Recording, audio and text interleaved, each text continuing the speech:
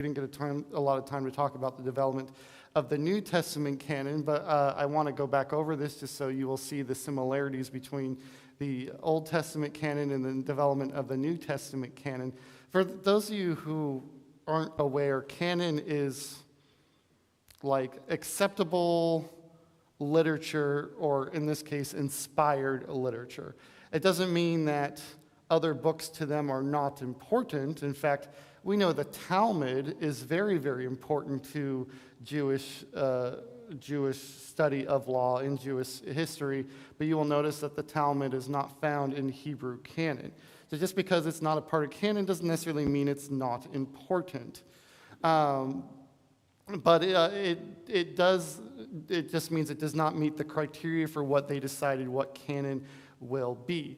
In this case, there was a few things that had to be important in canon. And I want to point to this third one as probably the most important. Consistency with the Torah. Did the teachings align with the 5 books of Moses, Genesis to Deuteronomy? More specifically, do they say things that disalign with those particular books? This will be important because when New Testament is decided, they will look at books in the New Testament to decide, does the teachings or the writings that we're deciding as canon align with acceptable, inspired writings that we specifically had, more specifically having to do with the teachings of Jesus. There's more criteria to that we'll talk about in a little bit, but when it comes to the New Testament, it's one of the reasons that we reject the Gospel of Thomas. I'm sure you guys have heard of the Gospel of Thomas. Has anybody not heard the Gospel of Thomas? Yeah, I don't actually know a lot about it. I've never read it, so I can't tell you what's specifically in it. But I do know one of there's 2 main reasons it's rejected. The first one is there's no way Thomas wrote it because the earliest dating for the Gospel of Thomas is 300 AD. So that's 2 centuries after Thomas lived. And so we know in that way it is a false writing. But the second thing is it does not align with the core books that we actually have. So this one is probably the most important in understanding how canon develops in the Old Testament. Does the teachings align with the books of Moses? And then, of course, not all things are necessarily going to fit in that category because Moses only lived for a certain time period, even though the Torah consists of a very large time period. It goes essentially to the creation of the earth all the way to what's the last event in Deuteronomy? The death of Moses. Yeah, well, entering the death of Moses, them entering the promised land. But yeah, I'll accept either one. Either one is fine. So, of course, those books that come after them will not necessarily be by Moses himself, but they will have to align with those teachings.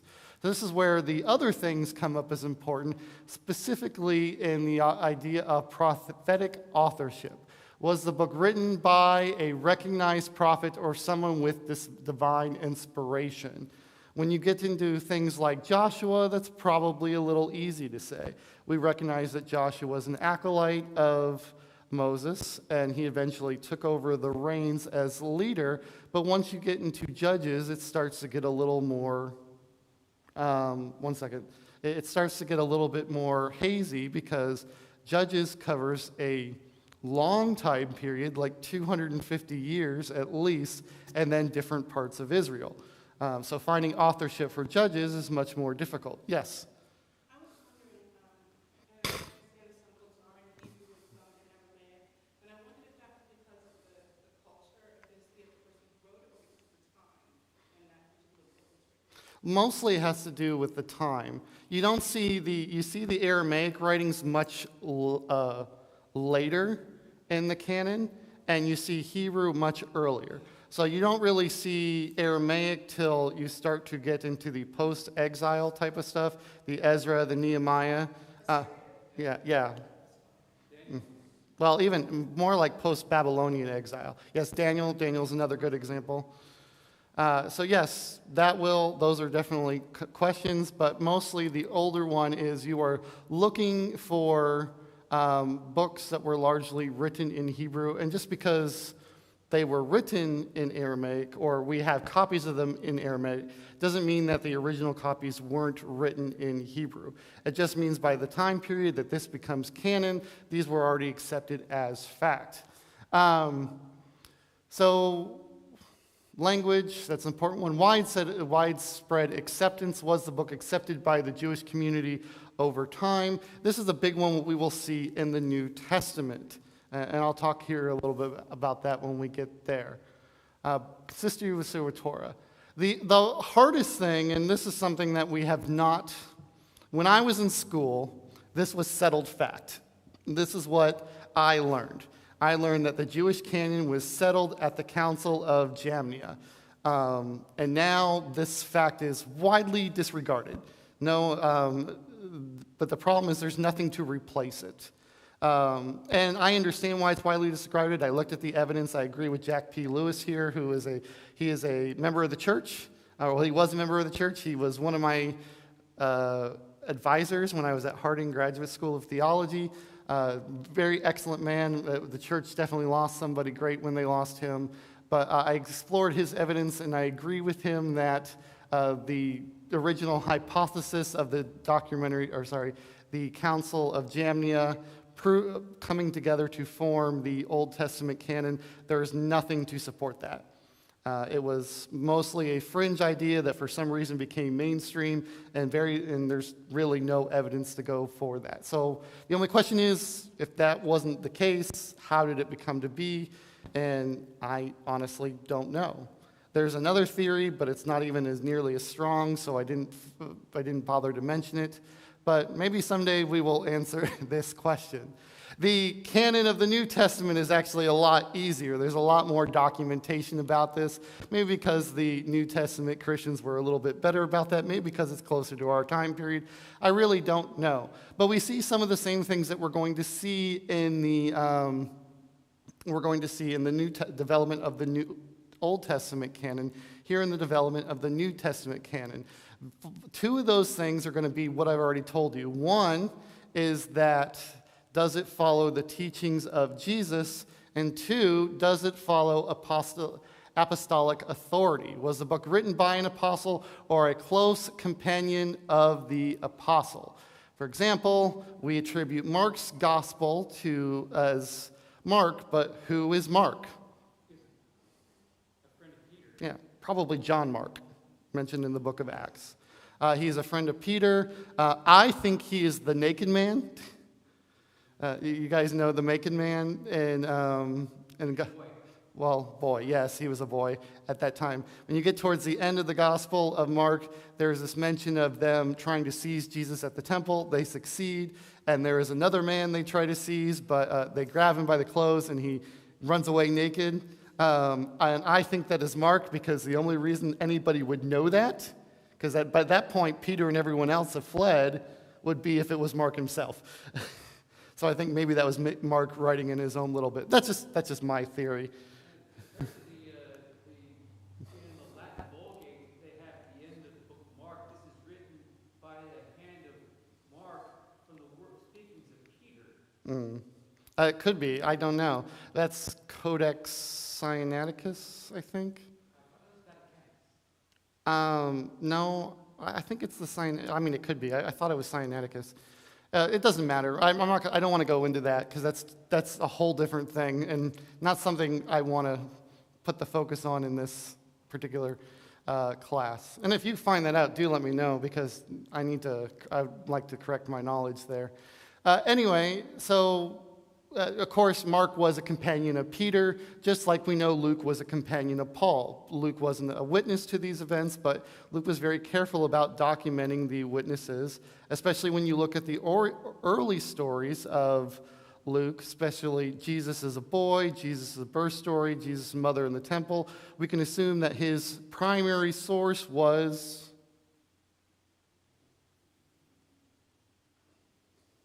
Any guess? His mother, yes. So Luke probably talked to Jesus' mother in that case, because she's probably the only one who would have been around to see those particular events. Was the book widely accepted by Christian communities across different regions? By about 150 BC, not BC, AD, 150 AD, we start to see the early church gather their own versions of canon. I believe one of the early church fathers, and I know that's a Catholic term, but that's just the term that is widely accepted, said that they were using the 4 Gospels, the 10 letters of Paul, and John's Revelation. And so that's one of our earliest recordings of any type of canon taking place. But he wasn't the only one. There were some other people that was starting to do that too. They started to agree and disagree on what else would become acceptable, and so they would eventually duke this out over about another 200 years before they would finally decide on what canon would be. Of course, you want to know do the books regularly read in church worship services, and specifically, does the book carry evidence of divine inspiration, or is it inspired by the Holy Spirit? This is probably the hardest one to answer, and I think this kind of goes back to that first question is, does it follow the teachings of Jesus, and does it follow the teachings of the apostles? So how did we get here? How did we go from the different churches sharing the letters and the Gospels? The Gospels were probably written much later in life. We're looking at Paul starting to write his first letters around 46 AD, and then you get some of his later letters around, I think Philippians around 62, 63 AD.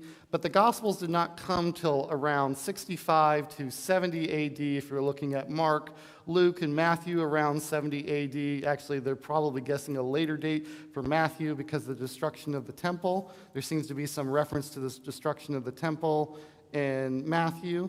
And of course, John gets the latest out of his gospel, kind of lining up with the book that many people believe that he wrote with Revelation. But we don't see them actually coming together as an agreement till really starting in the 2nd and the 3rd centuries with Irenaeus and Origen. Like I said, they debated back and forth. I know these names probably don't mean a whole lot to you guys if you haven't studied church history, so I'm not going to dwell on them. They're just important people in the church, important church leaders. They would eventually go on to divide books and accept and dispute and later reject, and they would finally come up with an agreement of 26. Revelation was kind of the longest holdout, mostly because they weren't sure about its divine inspiration or whether or not it was actually come to pass or they were currently in it. We still debate that particular topic when it comes to Revelation. So we see before Christ, AD, Anno Domini, the year of our Lord. What does C means common era. Yeah, so they tried to get rid of BC and AD, and they went to BCE and CE, which is before Common Era and Common Era. Sometimes I will list one, sometimes I will list the other. Mostly if I'm copying, I'm probably listing CE. If I'm writing it myself. No, CE is AD. Yeah, it's one of those secular things. Yes.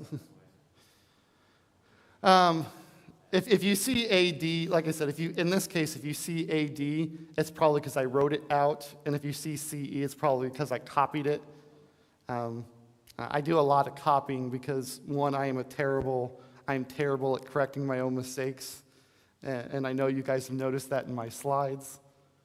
I see all your grins.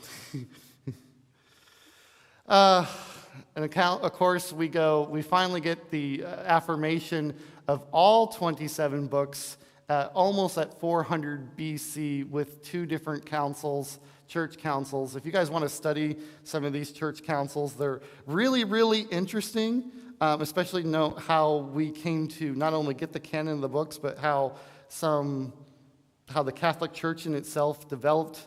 But it's not going to be the focus of my class. I just want you to understand it and how we get canon. But what really changes is almost more than 1,000 years later is around the time of the Reformation.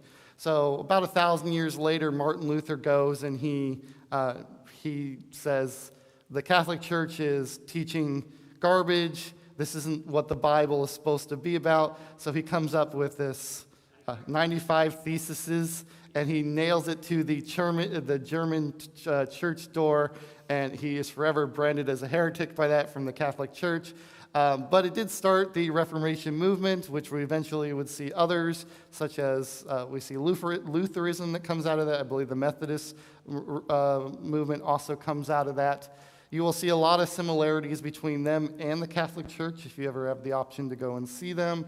But that was probably, I guess if I have one thing to thank for the Reformation movement, I'm not sure the Restoration movement would have happened if it wasn't for the Reformation movement. Maybe, I mean, that's just my opinion, but it took a very long time for people to kind of kick away from the Catholic Church, and it's probably because of this. But anyway, the Catholic Church decided in a number of things in the Council of Trent that they were going to push back on that. So this is where I think the idea of faith alone comes from. It comes from this council. But most importantly, this is where the Apocrypha comes from. So this is what I showed you guys last week. I know it's really, really small. I did not get an opportunity to hand it out, but this is, you can just kind of see, I know I'm going to walk out of camera here, Ed, that you could see the earliest accepted, that most people agreed, the 4 Gospels, and then, of course, 13 letters of Paul, and then Peter and 1 John. They debated Hebrews, James, 2 Peter, and 3 John, Jude, and Revelation, but these books would later be accepted. And, of course, they quickly rejected the Gospel of Thomas, the Gospel of Peter, the Gospel of Mary, Acts of Paul, and Shepherd of Hermas? I've never even heard of that one. And then, of course, you would see later that Hebrews is still debated, but it would finally be accepted by the final councils at the end. And then, of course, the gospel writings, which you are right, they were originally in the Vulgate. I believe it was Jerome. Jerome wrote the Vulgate, yeah? Yeah. But they did not, and I think they're in the Jerusalem Bible as well. But they were originally rejected at these councils, and they were considered to be forgeries. About all these books, I've only read, all these books that were rejected, I've only read one of them. And this is what the assignment I gave you guys last time, the Didache. Do you guys remember me telling you? Go and read the Didache. Anybody do it? You read it? What'd you think? It's interesting. It's very, yeah. It's very. I mean, if you're familiar with the Gospels, there's really not any new thing in there. They couldn't necessarily tie, so it fits inspiration, but it doesn't necessarily fit apostolic authority, and so that was one of the reasons it was rejected. They could not tie it to a particular council. What makes this the most interesting about it is Hebrews, is today we still don't know who wrote Hebrews. My personal opinion is it's very much like Paul. The writing is very, very similar to Paul. It has the style of Paul. It sounds like Paul's other letters. The only issue with Hebrews is the audience. The audience is not Paul at all. The audience is specifically to the Jewish Christians. And Paul was not sent to the Jewish Christians. He was sent to the Gentiles. That doesn't mean he could not have wrote it. But it has. You will see some. If you look at the debate surrounding Hebrews being accepted into canon, you will see some of that. Hebrews are accepted or written, whatever the case may be, after the Gospels? I don't know when it was written. Actually, I might have a timeline in my Bible if you want to really know.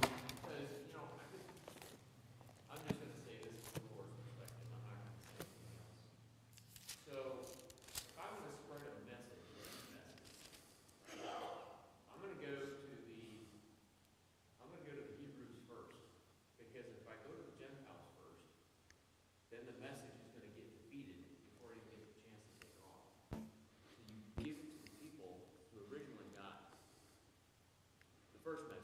And it's just a change for them. And it's actually a quick changeover in their minds because they know the difference between first and last. But if you take the gospel to the Gentiles first, then the Jews are going to defeat it with the Old Testament. And it won't take off. Like, see what I'm saying? So if you're going to have an effective message, reach two different kinds of people, I'm going to take it to the first where it's going to have more success in taking off and go with the latter. And if Hebrews is one of those, Well, I mean, Hebrews is mostly responding to Jewish Christians who are thinking about turning back to the Old Testament. So I'm not sure that fits what you're thinking. It's more likely if they're dealing with Jews going back to Jewish Christians going back to Judaism, more likely that was written well before the fall of Jerusalem. Yeah. After the destruction of Jerusalem, the strength of the Jewish religion was broken because they no longer had the records. They couldn't support it as a religion like it used to be. And my Bible says probably before 70 AD. That's the only date it gives. All right, so the Apocrypha. Why the Apocrypha? Why should we accept the Apocrypha? And I don't necessarily think, I don't think we should. There's nothing in the Apocrypha that necessarily says it's inspired. Certainly people included it. They included it because, one, it's found in the Septuagint. The Septuagint is the Greek translation of the Old Testament. This Septuagint comes from the word 70. There's a legend that, and it's very much a legend that probably didn't happen this way, that they took 70 scholars with 70 copies to translate, and they came out with 70 exact versions of the Greek translation. That's not what it says in Josephus. Josephus says there were 70 wise men who were but there was some debate that they had. It wasn't perfect from all. I'm just talking about the legend.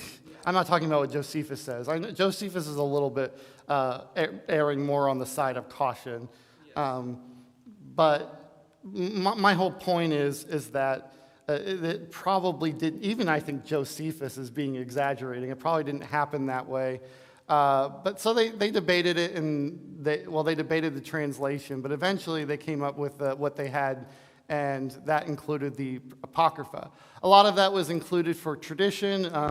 Just because something is a tradition doesn't necessarily mean it's the right thing to do. The Catholic Church is full of tradition, and there's a lot of things that we don't do because the Catholic Church does it. where does all these different books come from? As I was talking about the Septuagint. Okay. Yeah. So who wrote all of these? Do you know? So is it possible that as a ripple effect, after they hear the apostles, other people started writing what they heard, yet they're not inspired? You understand? Yeah, I mean, it's possible. We see that a lot with false writings, as people trying to make a name for themselves or maybe a quick buck. They'll write something that sounds like somebody wrote it, and they'll attach that person's name to it. We see all kinds of stuff like that. But the only difference between these and those is they don't consider these to be false. And I think it's like, Correctly written in the intertestament period. yeah. Several of those, I don't know if all of them, but several of those corrections written in the Yeah, I think Judith, maybe it's Judith or Susanna. A long time ago, I read either Judith or Susanna, and I cannot remember which one. And one of them takes place in the time of Daniel, and it's just, it's about a woman who gets accused of something, and Daniel defends her. It's just showing you the character of Daniel, that it confirms what we already know about to be, how we understand the character of Daniel as seen in the book of Daniel. It doesn't disagree with anything in there. So they're thinking, okay, maybe it's something that actually happened, but we don't necessarily have proof. And so that's what a lot of that comes down to. We know about some of this stuff, like we know about the Maccabees that took place probably, I think, around 150 to 250 BC. Different area. We know that this had to do with a Jewish revolt. and someone probably documented that. That's where we get our idea of Hanukkah from the Maccabean era. And Revolt is the Hanukkah. well, the tradition of Hanukkah comes from the Maccabean revolt. At one point, they had to have the Torah, they had to have the menorah burning, but they didn't have Yeah, oil for much more than one night. It lasted for 8 days. 3 days, Yeah. which is, and they consider it to be a miracle. Mhm. And that's where they The Maccabees are a Jew, or are they Jews? Yes. They They're were Ju- Jewish princes. They were Judas Maccabeus was the patriarch, the father of the others, and he was a priest. He was one priest. He actually became high priest at one time. So he was also a prince. He convinced the Jews to revolt against the Greeks who were there been leading among them. And so eventually they were able to establish themselves independent, and they were able to reign over Israel Mhm. until Mark Antony Yeah. brought them in, because they couldn't agree on who to be the high priest, and Mhm. they used the Romans to be a third party to make the decision who is going to be high priest. Mhm. So Psalms 51 accounts for each of those? That's what Where do you see it? No, Psalms 50, because there's only 150 Psalms in the Bible. So they're saying that, there's an extra. yes. Yeah. The Maccabee books could just be used as an example to explain Hanukkah. It wouldn't be the first time that we have a book in the Bible to explain a holiday. I mean, that's the whole book of Esther. In fact, there's something in the book, well, there's something not in the book of Esther that everyone would expect to be in the book of Esther. And I'm guessing you know, so we'll see if anybody else knows what's not in the book of Esther. It does not mention God. The word God is not found in any point in the book of Esther. But it is, you can definitely see it is a work of God that's happening through his people. So in that way it is inspired, but it's probably in there largely to explain the holiday Purim. Esther for us is the backing behind Hanukkah. Well, that's my theory. I don't know why it's actually in there, but that's just my theory. All right, that's basically a very brief, I know we've been talking about this for about half an hour, but that is a very, very brief overview of biblical canon. Do you have any questions about that? Because now we're going to talk about what I think is the fun stuff. Well, I think that stuff's cool too. All right, Tel El Sultan. Do you guys remember what I told you what a tell is? What's a tell? It's a hill. Yes, very good. A tell is a hill. Specifically, what does that hill represent? It was a former city that they built up and then got abandoned. Yes. The previous city, the foundations. A tell is a former, probably more than one former city that has been built up, destroyed. Weather comes up, erodes the area, then you build up on again, and you just keep getting layer and layer, layer, layer, layer. I got to visit Tel El Sultan, I think in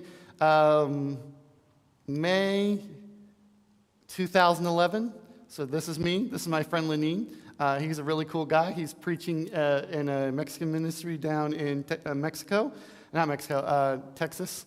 But anyway, most of you are looking at this name and you're thinking, I've never heard this name before. What does this represent? Well, this is probably one of the most important archaeological finds in in the West Bank area. It was first identified by a man called Charles Warren in 1868.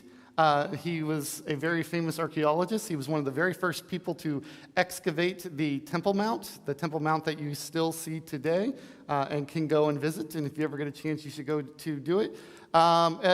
He wasn't the only one to excavate this area. It also had other excavations, one in the 1930s, but its most famous one was done in the 1950s. So you can see some of the area. This is the spring or fountain they built around the spring. Any idea what this place is called?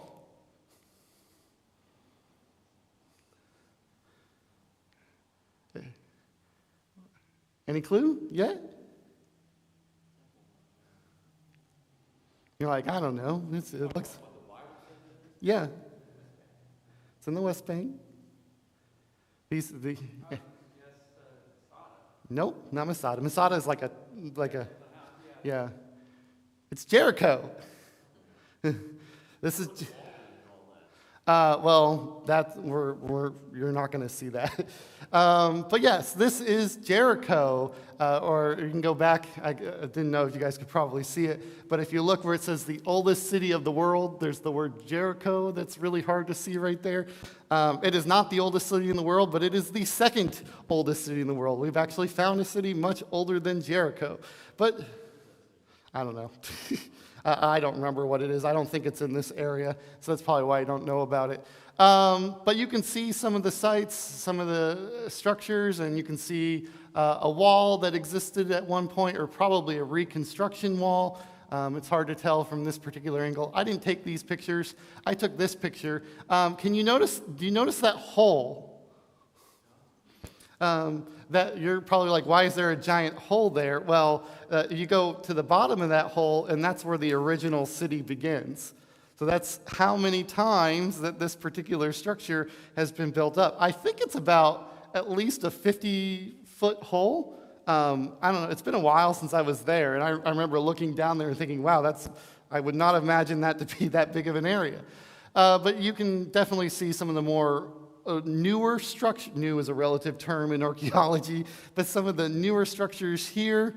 But let's talk a little bit about Jericho. What do we know about Jericho? Well, everyone knows that Joshua fought the battle of Jericho and the walls came down, tumbling down. Hallelujah. I'm not going to go all Music Man on you here. But yes, we know about Jericho because Jericho is very prominent in the New Testament, in the Old Testament, especially in the book of Joshua. We know that Joshua sent spies to Jericho. We know that the Israelites crossed the Jordan at Jericho. We know that Joshua encountered the commander of the Lord's army near Jericho, that they had the battle at Jericho, and they sent spies from Jericho to Ai, tried to take out Ai with a small contingent, and what happened? They got their behinds kicked because of the sin at the camp, all because of a man named Achan. And then he was really Achan, right? Well, he was after they stoned him.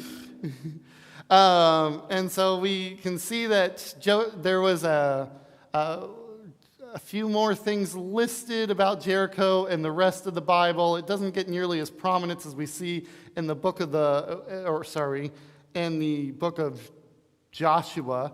But it is listed among the cities of Benjamin's territory, even though it was commanded by Joshua never to be rebuilt, except at the firstborn, yes, of the person who would build the walls and build the gates. They would eventually lose their children. So it kind of gets a curse put on it. But we see that this curse happens sometime before Elijah and Elijah travel to Jericho. It is where Elijah heals the water supply and eventually gets captured again.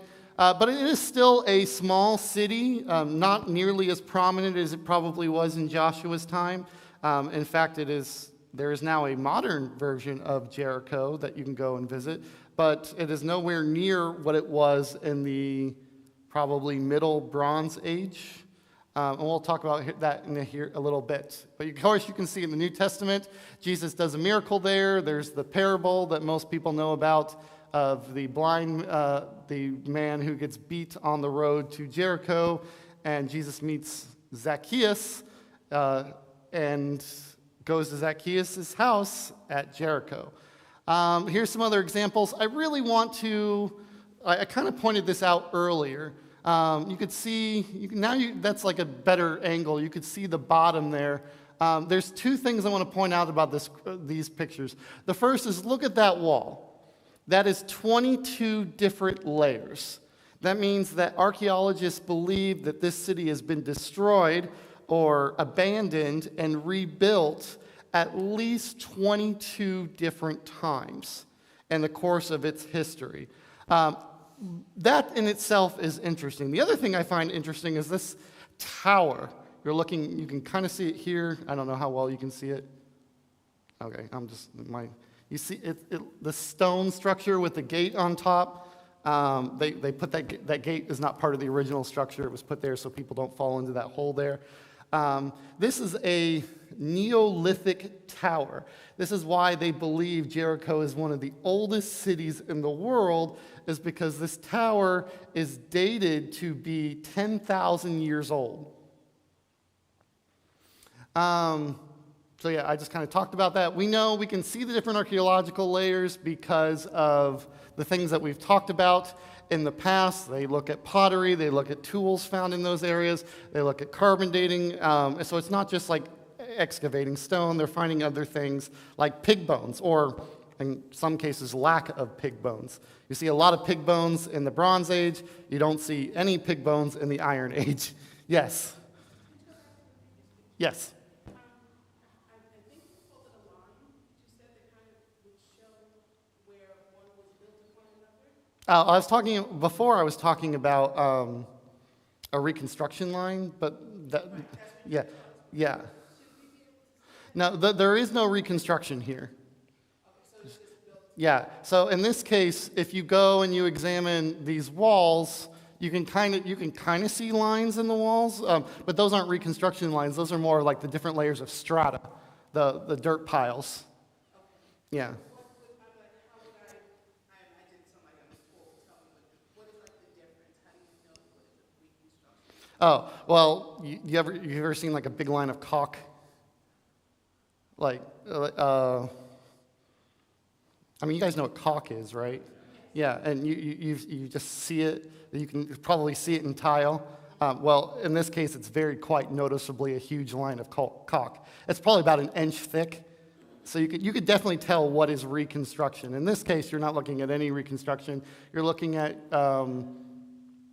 just looking at the layers in the strata. You'll notice that when I took this picture, I'm up here. In fact, because normally when you go to Israel, you can just get something like what they call a park pass, and you can go to all the different sites and you can visit them. Jericho is not one of those places. Jericho is very heavily, they only let you go in certain areas. Like where did I go? I went to Arad, and I stood in the high place. And I thought, that was so cool. I'm standing where the high place was in Arad, because nobody cares. But they very much protect Jericho for what it is. So you can really only look at Jericho from around the top area, except for the stuff on top. But even then, they don't let you get close to any of that stuff. Did I answer your question? Okay, great.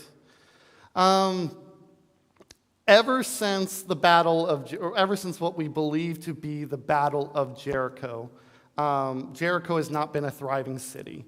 We know that it existed in Jesus' time.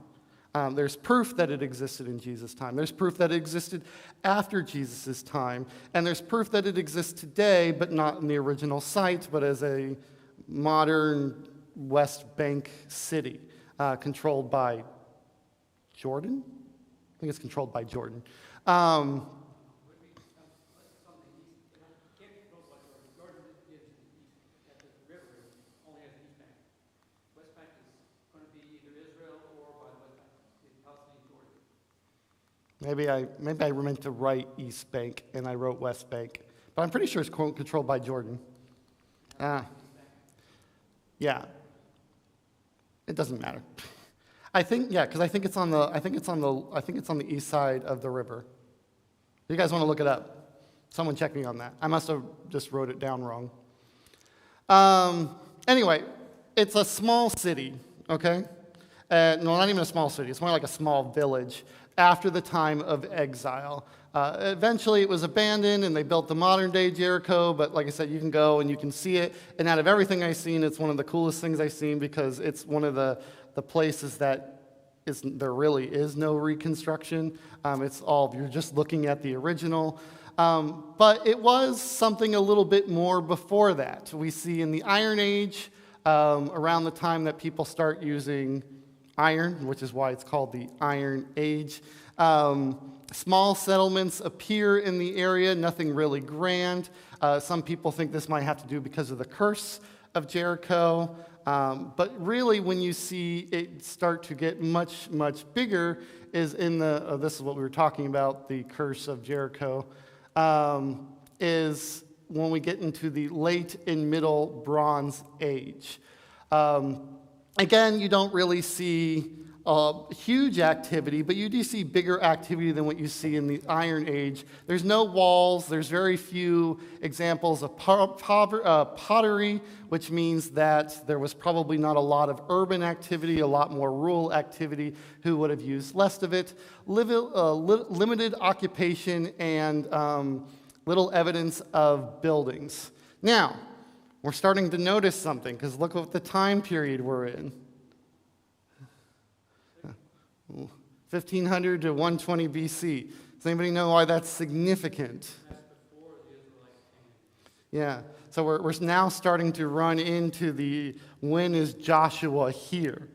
And this is why, this is one of the great mysteries of when did Joshua confront Jericho? It's not the greatest, it's not the other problem we're going to talk about. I don't know if I'll talk about today, but it's definitely one of them. It isn't really until you get into the, so I want to, I'm going to back up a little bit. There probably was some Egyptian influence into Jericho at this time. We definitely know that there was Egyptian influence in there at earlier times, but maybe something going on here. There's something that we talked about last time that might explain why the city is the way it is, and that was the Bronze Age collapse. Do you guys remember me talking about that? And what caused the Bronze Age collapse? Probably the sea people. Sea people, climate change, volcanoes, could have been anything. Probably the sea people. The Egyptians were able to survive the sea people, but their influence was greatly reduced after this. There's no proof that it was important to Egypt or that they controlled it, but it was at least, there is some evidence that at least that there might have been some trade happening there with Egypt. When it really thrived is in this time period, the 2000 to the 1500 BC, the most significant and prosperous time in its time period. It is a very well-established Canaanite city, thriving in any possible way. So if you were like, it might have even been considered the Chicago or the New York of its time, roughly 3,500 years ago. We see lots of urbanization. We see very significant walls and defensive structures, but you also see a lot of rebuilding structures. And here's where it gets a little bit more significant, is this where we see at least one burn layer. What did Joshua do to the city of Jericho? He burned it down. The problem with placing Joshua in this time period is it puts it too late. It is saying that Joshua came here at a much later date than what the Bible would agree at. So scholars are not sure how to reconcile this time period with when Joshua came. We know that this was a Canaanite time period. We know that this had some Canaanite activity, but we do not see burned layers in this area. Does that mean it didn't happen? No. Archaeology is not perfect. There could be a burn layer. They just see no evidence of it, or our understanding of the time period is off a little bit on when it comes to Joshua. There's not really, you do have writing existing before this. Writing is, I think writing starts to develop around 2000, 3000 BC. Could be later than that. I wrote it down here somewhere. I'm trying to remember off the top of my head. But it doesn't necessarily mean that they were engaging in it, and even if they were engaging in it, it doesn't mean that it survived. Writing does not do very well in this particular area. It could be like, the Hittite city. For a while, the ancient community didn't think that Hittites existed. Mm-hmm. But the Bible mentioned it, but then later on, I think, 79, they found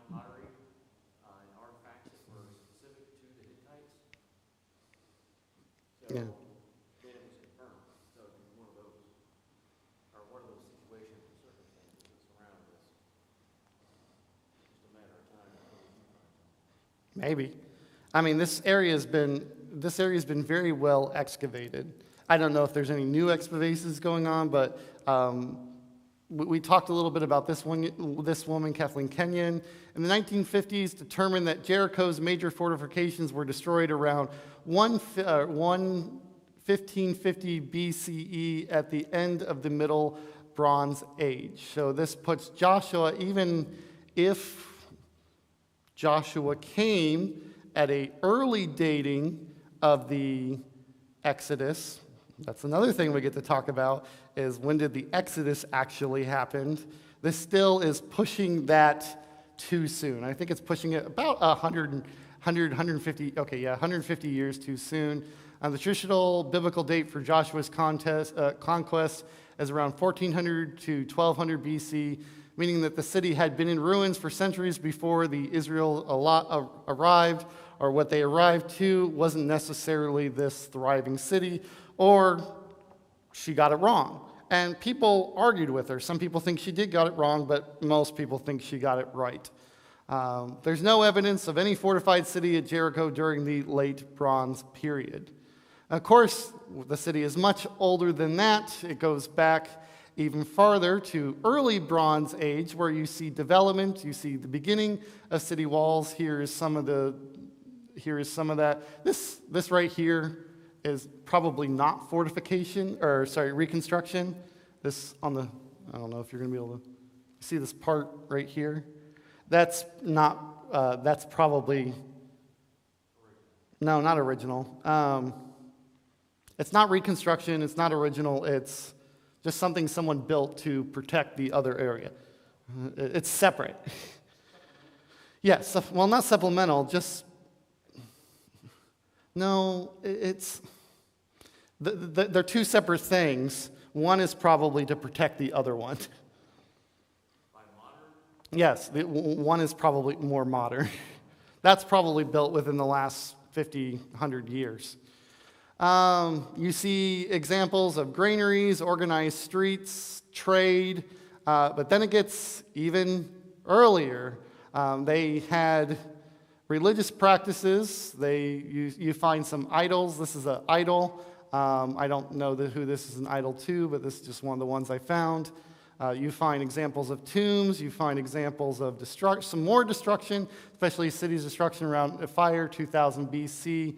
But then the city gets much older, especially when you're pushing 8500 BC for this Neolithic tower. How many people are okay with that? How many people think that's right? How old's the earth? Well, if you go by the Bible, it's only about 4,000, supposed to be about 4,000 BC. No, yeah. Well, that's one of the things we're going to talk about. So the second issue, which I'm not going to finish today, but at least want to talk about, is if we see cities on the world, like I said, this isn't an example of carbon dating being wrong. This is an example of we have layer after layer after layer, and we're dating the other layers, and this is what we've come up with, and we've now got proof of human development older than what people believe the earth to be. How do those two things exist?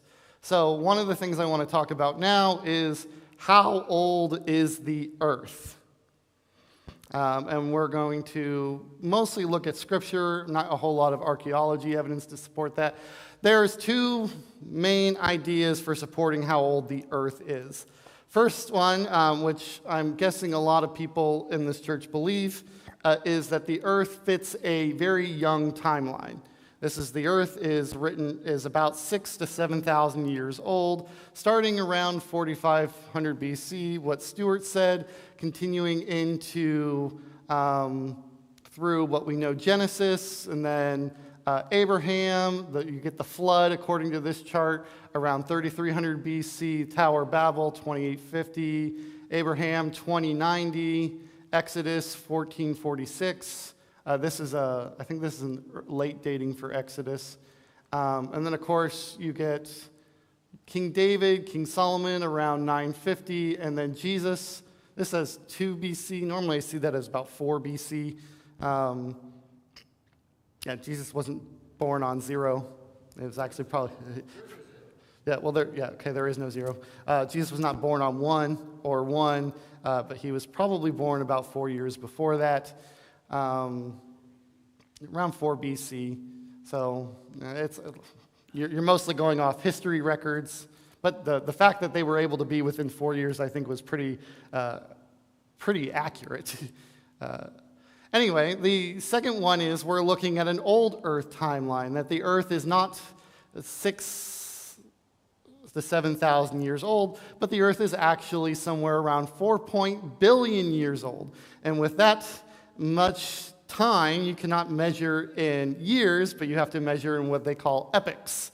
With the first idea of the solar system first comes together with the sun pulling it through gravity, and someone who's better at that can probably explain it to you better than me, where you get this hot, molten state of rock, which lasts somewhere around 5 billion years. No, not 5 billion. Half a billion years. Then you get the first signs of early life. Then you get some more complex life, which takes up almost 2 billion years on its own. And then you get the dinosaur period. You get eventually what they call the Cambrian explosion, where there's all these types of, where you see lots of lots of complex plant life, and eventually around 200,000 BC, you see the very first humans.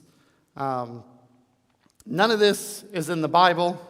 All of what we see is in the Bible is condensed into 6 days. All of this would be condensed into 6 days, and then everything else is fitting that normal timeline. So we need to, if we're talking about how old the Earth is, I want to look a little bit about Scripture, not so much of what archaeology says, because I think this is probably a little bit better conversation to you. The Bible seems to be pretty clear, even outside the creation story, when we look towards the law.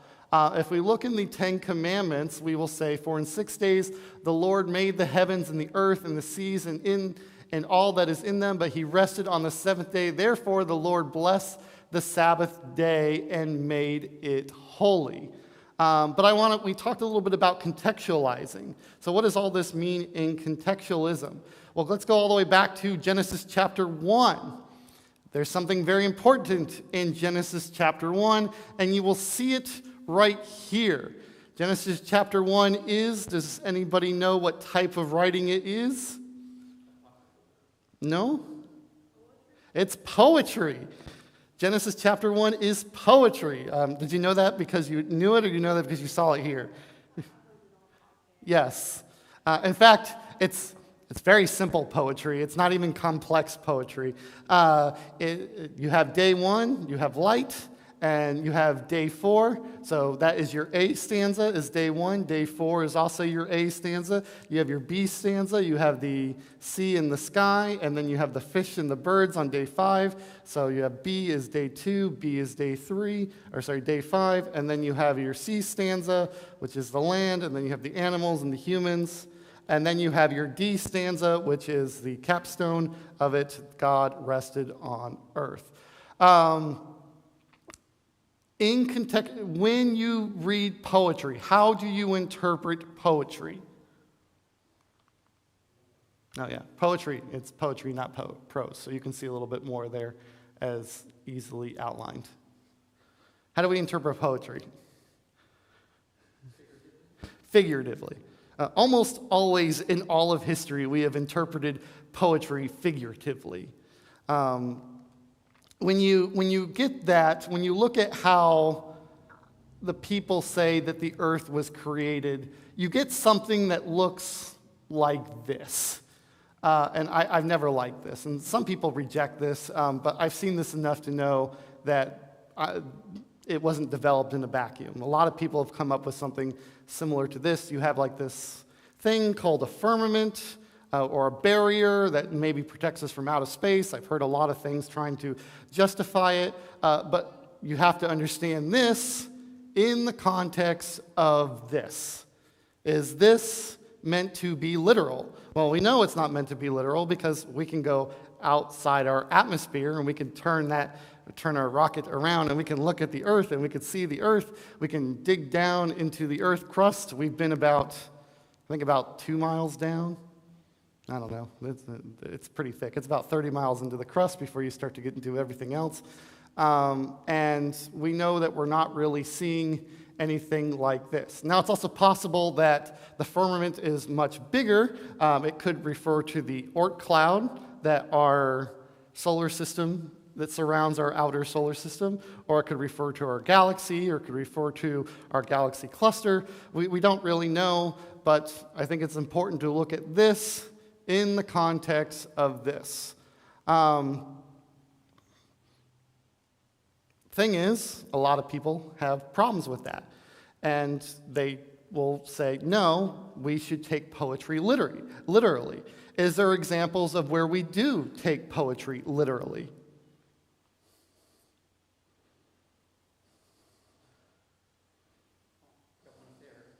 What?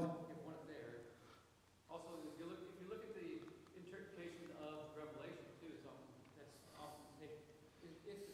It's apocryphal rather than poetic, but it's also not taken literally because it's figurative language. It's very similar to that. Yep, but I'm asking the other question. I'm asking the opposite question. Now I want to end on this question because we're out of time. Is there ever an example where we see that poetry is meant to be literal? There's at least one that I know of, only one. And that is the only exception to the rule. And even then, I think it's meant to be more poetic than it is meant to be literal, but you can interpret it literally, and that is Larry's favorite scripture. You guys remember Larry's favorite scripture, which is Philippians 2, verses 5 through 11. That is also poetry. It is called a chiasm, and it's A, B, C, D, E, F, F, D. It makes like a chi. That's why it's called chiasm. But you can interpret that quite literally, even though it's meant to be figurative. Well, it's meant to be more like a song. So I'm not saying because this is poetry, it's not meant to be literal. I'm just saying that normally we do not consider poetry to be literal. I think we have, when we look at Genesis, as we have Genesis chapter 1 and we have Genesis chapter 2, we have two different creation stories, and we put one next to the other, and we focus too much on one where the emphasis should be on two.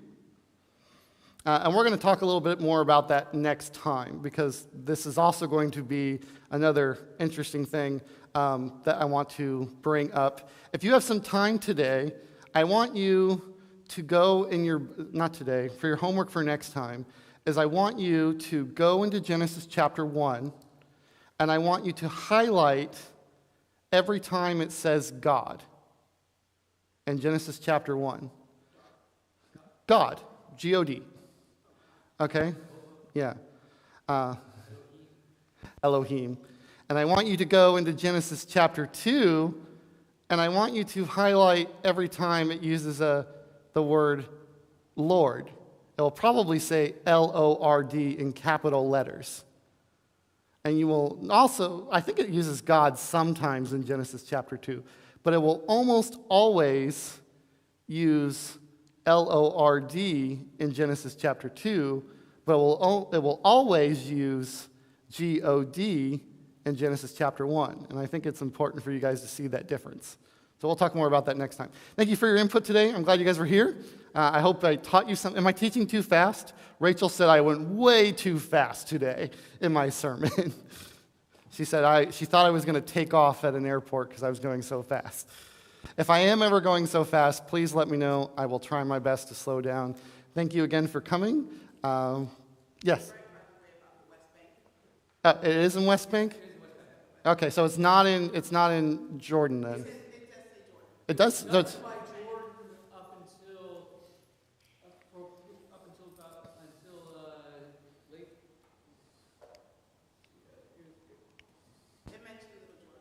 Okay,